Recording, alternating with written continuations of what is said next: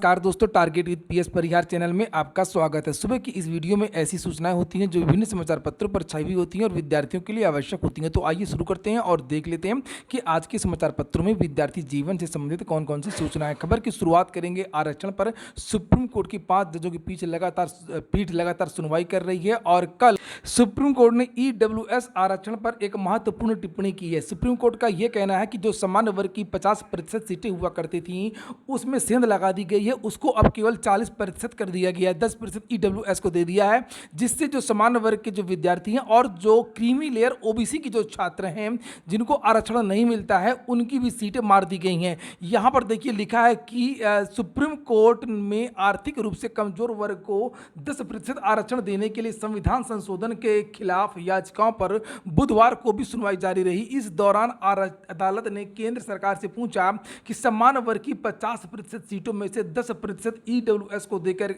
और कैसे काटा जा सकता है। सरकार से सवाल किया गया है कि मुख्य न्यायाधीश जस्टिस यूयू ललित की पीठ ने केंद्र की ओर से पेश अटॉर्नी जनरल के वेणुगोपाल से कई सवाल किए। कल पीठ ने कहा कि याचिकाओं के मुताबिक क्रीमी लेयर के चलते सामान्य में आ गए ओबीसी वर्ग शिकायत कर रहे हैं कि उनका हिस्सा और घटा दिया गया। बात तो सही है कि इस समय केवल जो फ्रेश सीटें वो केवल 40% बचती हैं। 50% तो SC ST OBC और दिव्यांग ले जाते हैं। उसके बाद में 10% ईडब्ल्यूएस को दे दिया गया। केवल बचा 40% ये योग्य छात्रों के लिए, सामान्य वर्ग के छात्रों के लिए। और ऐसे सामान्य वर्ग इसमें आते हैं जो क्रीमी लेयर के, वो भी आते हैं। यहाँ पर लिखा कि तय आरक्षण का उल्लंघन। कोर्ट ने यह सवाल तब पूछे जब याचियों ने कहा ईडब्ल्यूएस को 10% आरक्षण इंदिरा साहनी केस में तय आरक्षण की 50% की सीमा का उल्लंघन है। इसके पहले बहुत सारी राज्य सरकारें रही हैं जो आरक्षण को बढ़ाना चाहती थी, 70%, 60% मुस्लिम आरक्षण। तो ये जो 50% की जो डेडलाइन बनाई गई थी इसी की वजह से आरक्षण नहीं बढ़ा था और अब ईडब्ल्यूएस को 10% दे दिया गया। इसी को लेकर के आपत्ति दर्ज की जा रही है कि इस तरीके से अगर बढ़ता रहा तो कोई सरकार आएगी तो ईडब्ल्यूएस को भी 20 कर देगी, कोई सरकार आएगी तो ओबीसी के आरक्षण को बढ़ा देगी। इस तरीके से पूरी सीटें आरक्षण में ही चली जाएंगी। यहाँ पर देखिए लिखा केंद्र की दलील है। केंद्र की ओर से अटॉर्नी जनरल ने दलील दिया कि 50% की सीमा का उल्लंघन नहीं है। संविधान संशोधन को तब भी चुनौती दी जा सकती है जब यह उसके मूल संरचना का उल्लंघन करे। ईडब्ल्यूएस कोटा SC ST और ओबीसी को मिले आरक्षण को बाधित नहीं करता है।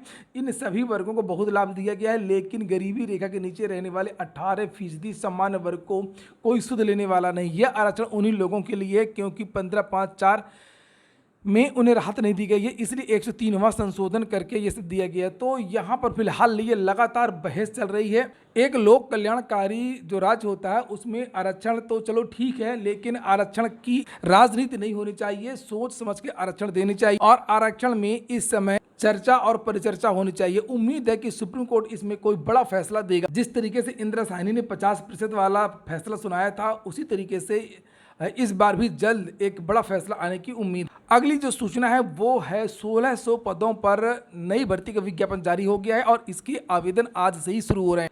ये विज्ञापन है SBI का। SBI से स्टेट बैंक ऑफ इंडिया से एक भर्ती आई है बैंक PO की और जो काफ़ी अच्छी पोस्ट है, आप लोग से भी जानते होंगे। इसके जो आवेदन है ये नोटिफिकेशन ये कल देर शाम जारी हो गया है। आवेदन तो इसके आज से ही शुरू हो रहे हैं, 22 सितंबर से लेकर के 12 अक्टूबर तक। और पेमेंट वगैरह की जो डेट ये दी गई है। अच्छी बात यह है कि इसमें प्री एग्ज़ाम कब होगा इसके बारे में जानकारी दी गई है। 17, 18, 19 और 20 दिसंबर को प्री एग्ज़ाम होगा। मेंस के बारे में भी बताया गया है कि कब मेंस का एग्ज़ाम होगा। जनवरी 2023 और फरवरी 2023 में ये एग्ज़ाम होगा। बहुत सारी चीज़ें जो होता है इंटरव्यू वगैरह उसके बारे में भी जानकारी दी गई है और यहाँ पर कितनी सीटें किस वर्ग की हैं उसके बारे में। प्री मेंस और साक्षात्कार होता है इसमें और इसकी जो योग्यता होती है वो केवल ग्रेजुएशन मांगी जाती है। फाइनल ईयर के जो छात्र हैं लिखा है अपीयरिंग के वो भी इसके लिए आवेदन कर सकते हैं। एज लिमिट यहाँ बताई गई है जिसे आप लोग देख सकते हैं 30 साल तक की। 21 से 30 साल SC ST OBC को छूट भी दी गई है। तो पूरा विस्तृत नोटिफिकेशन ये आपको मेरे टेलीग्राम चैनल पर मिल जाएगा और वहाँ पर जाकर के अपनी योग्यता के अनुसार और क्षमता के अनुसार इसके लिए आवेदन कर सकते हैं। और आप लोगों को फिर से याद दिला दूं कि अगर आप लोगों ने वीडियो को लाइक ना किया हो तो लाइक अवश्य कर दिया करें। और यहाँ पर PCS 2022 मेंस टालने को छात्रों ने ज्ञापन दिया है और लगातार ज्ञापन दे रहे हैं। और ये जो ज्ञापन दिया गया है वो पूर्व प्रदेश अध्यक्ष स्वतंत्र देव सिंह और मंत्री दयाशंकर सिंह को लखनऊ में दिया है। और इन विद्यार्थियों ने ये मांग की है कि बहुत सारी जो परीक्षाएं हैं वो ओवरलैप कर रही हैं, टकरा रही हैं और इसको स्थगित कर दिया जाए। चूँकि पीछे 2021 का परिणाम भी जारी नहीं हुआ है और बिहार प्री भी लगा हुआ है और यूजीसी नेट की भी परीक्षाएँ हुई। इसके बाद में जो अगली सूचना है वो है आपकी एडेड जूनियर की। एडेड जूनियर में विद्यार्थियों के बहुत सारे आरोप थे कि उनके नंबर कम हो गए हैं या उनकी कापियाँ जची नहीं हैं और इसके लिए पीएनपी ने एक पहल शुरू की है कि विद्यार्थियों को बुला करके कंप्यूटर पर उनकी जो मूल ओएमआर है वो दिखाई जा रही है और विद्यार्थी कार्बन कापी लेकर के पहुंच रहे हैं।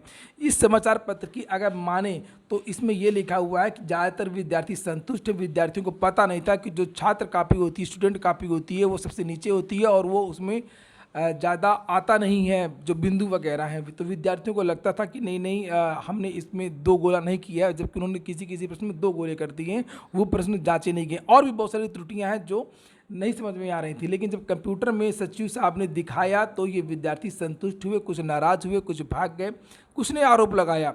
तो यहाँ पर ये देखिए लिखा है कि ऐसे हुए प्रश्न। ये देखिए मेरी ओएमआर सीट कोई महिला थी कल और लिखा कार्बन कापी पहले हमारे 134 थे, अब 117 कैसे हो गए। सचिव ने कहा ये अपनी मूल ओएमआर सीट। ये देखिए कई प्रश्नों के उत्तर में एक गोले को पूरा काला किया है और बगल में दूसरा अधूरा, इस कारण अंक उस प्रश्न के नहीं दिए गए। पहले तो इसे सही मान करके अंक दिए गए थे, तो वो जो स्टूडेंट प्रति थी उसमें ज़्यादा नहीं चढ़ता है ना, तो इसलिए जो आधा किया था वो नहीं आया था। और फिर पहले तो इसे सही मान करके दे दिया गया। तो सचिव ने कहा हाँ पहले दे दिया गया था, वही गड़बड़ी थी, इसी को सुधार करने के लिए तो रिजल्ट रिवाइज किया गया है। महिला तमतमाती हुई निकल गई। इस तरीके से और भी बहुत सारे छात्रों के यहाँ पर लिखी हुई हैं। एक छात्र तो ऐसा कल पहुँच गया था जिसने पूरी दूसरी सीरीज हल कर दी थी, पता नहीं कैसे उसको कहाँ से कौन सी पर्ची मिली हो, क्या बात है। लिखा 124 अंक थे, अब शून्य कैसे हो गए। सचिव आपने प्रश्न पुस्तिका दूसरे सीरीज की हल की है, इनको दूसरी सीरीज मिल गई होगी और ओएमआर सीट पर दूसरे सीरीज के संकेतांक को काला कर दिया। ये इलीगल है और ये अवैध है। अब ये सोचने वाली बात यह है कि इन्होंने दूसरी सीरीज के संकेतांक जितने भी थे वो कैसे इन्होंने कर दिया। दैनिक जागरण ने नोटिस जारी किया है। सूचना दैनिक जागरण की है कि बीएड प्रवेश काउंसलिंग 30 सितंबर से ही होगी। पिछले काफ़ी समय से काउंसलिंग के लिए प्रदेश के 6 लाख छात्र इंतजार कर रहे थे। काफ़ी संख्या में छात्र काउंसलिंग की जानकारी एमजेपी रुहेलखंड विश्वविद्यालय के साथ ही शासन से कर रहे थे। मंगलवार की शाम को प्रमुख सचिव डॉक्टर सुधीर एम बोबडे ने बीएड प्रवेश काउंसलिंग को लेकर के पूरा शेड्यूल जारी कर दिया है। शेड्यूल के मुताबिक अब 30 सितंबर से काउंसलिंग शुरू हो जाएगी। काउंसलिंग का पहला चरण 31 अक्टूबर तक होगा। पहले चरण में ही विश्वविद्यालय प्रशासन 4 राउंड की काउंसलिंग करा लेगा। शासन ने 10 अक्टूबर से सत्र प्रारंभ करने के निर्देश भी दे दिए। उत्तर प्रदेश लोक सेवा आयोग प्रवक्ता के 2 पद थे, 3 का चयन कर दिया और 2 पद का अधिकाचन उच्च शिक्षा विभाग ने लोक सेवा आयोग को भेजा था। कहीं बगैर पद के कर दिया चयन, कहीं नियुक्ति से इनकार किया। लोक सेवा आयोग ऐसे ही कर रहा है आजकल। उत्तर प्रदेश लोक सेवा आयोग ने उच्च शिक्षा विभाग के तहत राजकीय महाविद्यालयों में प्रवक्ता भर्ती के लिए 2017-18 में जारी विज्ञापन में सैन्य विज्ञान रक्षा अध्ययन के एक अतिरिक्त पद पर अभ्यर्थी विपुल सिंह का चयन 2020 में कर दिया। विपुल ने उच्च शिक्षा निदेशालय में संपर्क किया तो पता चला कि प्रवक्ता के 2 पदों का अधिकाचन भेजा गया था, जबकि आयोग ने 3 अभ्यर्थियों का चयन कर दिया है। विपुल ने पद स्थापन के लिए काफी दौड़ भाग की, लेकिन जब सुनवाई नहीं हुई तो हाईकोर्ट में याचिका दायर की। सुनवाई में पता चला कि उच्च शिक्षा विभाग ने 13-14 में एक पद का अधिकाचन भेजा था जो भरा नहीं जा सका था, उसको भी जोड़ दिया गया और आयोग ने बिना सत्यापन कराए पूर्व में खाली रह गए पद को जोड़ दिया। तो उसको सत्यापन कराना चाहिए ना कि वो पद भर गया है या नहीं भर गया है। प्रयागराज में फीस वृद्धि के खिलाफ लगातार अनशन चल रहे हैं, आंदोलन चल रहा है और लिखा है कि फीस वृद्धि के खिलाफ आमरण अनशन पर 5 छात्र बैठ गए हैं और यहाँ पर उन छात्रों के नाम भी लिखे हुए हैं कि NSUI पूर्वी यूपी के अध्यक्ष एवं छात्र संघ के उपाध्यक्ष अखिलेश यादव समेत छात्र नेता अजय यादव सम्राट, सारस्वती नितिन भूषण, अजय पांडे बागी एवं सिद्धार्थ कुमार गोलू इत्यादि शामिल हैं। अशासकीय सहायता प्राप्त एडेड महाविद्यालयों में असिस्टेंट प्रोफेसर भर्ती के 4 विषयों का परिणाम संशोधित हो सकता है। 4 विषय के 5 अभ्यर्थी गलत मूल्यांकन का आरोप लगाते हुए हाईकोर्ट चले गए। 69,000 भर्ती में आरक्षण घोटाले पर चर्चा के लिए एक बैठक हुई थी और लिखा पिछड़ा दलित संघ मोर्चा के प्रदेश सदस्य सुशील कश्यप ने आरोप लगाया कि सरकार ने इस भर्ती में 19,000 से अधिक सीटों पर आरक्षण घोटाला करके उन अभ्यर्थियों का चयन कर लिया जिन्हें अब बाहर होना चाहिए। सरकार की हठ धर्मिता थी, नहीं तो सरकार अगर चाहती तो समय रहते जिनका चयन गलत तरीके से हुआ था उनको तुरंत बाहर कर सकती थी और संशोधित सूची जारी कर सकती थी। इलाहाबाद यूनिवर्सिटी में सीयूईटी यूजी एडमिशन सितंबर के आखिरी सप्ताह से शुरू हो सकता है। यूपी की भी थोड़ी सी बात कर लेते हैं। यूपी में भी जूनियर असिस्टेंट के छात्र ज़्यादा परेशान ना हो, बहुत जल्दी उनका परिणाम जारी होने वाला है। जूनियर असिस्टेंट 2019 इसी महीने लास्ट में परिणाम जारी हो जाएगा और यूपी में 2 परिणामों को लेकर के खास तौर से काम हो रहा है, जूनियर असिस्टेंट और यूडीए और एलडीए। बात करेंगे थोड़ा सा एडेड जूनियर लिपिक भर्ती की। इसके लिए लगातार पत्रावलियां जारी हैं। यहाँ पर एक और पत्र जारी हुआ है, ये देख सकते हैं आप लोग। ये जो विवरण है वो मांगा जा रहा है सभी जिलों से। सभी जिलों में ये पत्र भेजा गया है कि जो भी लिपिक के जो पद हैं वो भेजें। यहाँ पर एक ये प्रारूप जारी किया गया है, मंडल का नाम, जनपद का नाम, जनपद में प्राप्त प्रस्तावों की संख्या, संस्तुत सहित प्रेषित प्रस्ताव की संख्या, जनपद में लंबित प्रस्ताव की आख्या। और 3 अक्टूबर को इसका जो विज्ञापन है वो अब जारी होगा। पहले यह 19 तारीख को जारी हो रहा था। फिर से याद दिला दूं कि इसमें विद्यार्थियों की पहले केवल टाइपिंग होनी है, इसलिए विद्यार्थी टाइपिंग की तैयारी करते रहें। ये हो गया आज का वीडियो। अगर आपके काम का हो तो लाइक अवश्य कर दिया करें। पूरा वीडियो सुनने के लिए बहुत बहुत धन्यवाद।